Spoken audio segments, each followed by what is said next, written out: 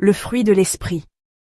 Introduction Galates 5:22 déclare: Mais le fruit de l'esprit, c'est l'amour, la joie, la paix, la patience, la bonté, la bienveillance, la fidélité, la douceur, la maîtrise de soi. Un détail fondamental se cache dans ce verset.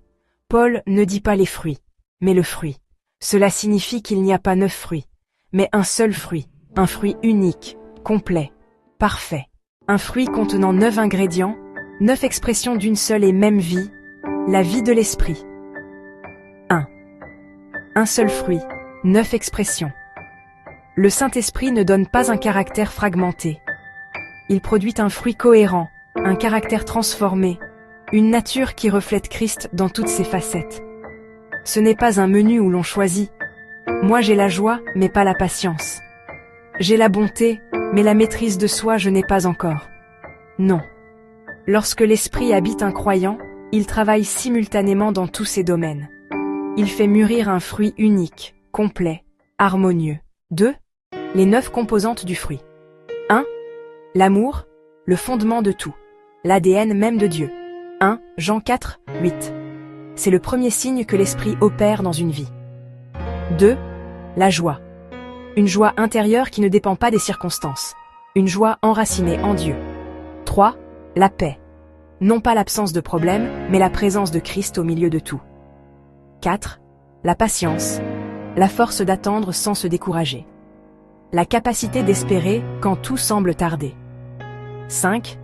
La bonté. Une attitude de cœur qui cherche le bien d'autrui. 6. La bienveillance. La douceur dans l'action, la générosité dans l'intention. 7. La fidélité. La capacité d'être constant, fiable, stable.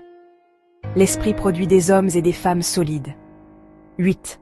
La douceur, la force sous contrôle, la maturité qui se manifeste dans la manière de parler, d'agir et de corriger. 9. La maîtrise de soi. Le contrôle de ses passions, de ses paroles, de ses désirs, le sceau du caractère formé par l'esprit.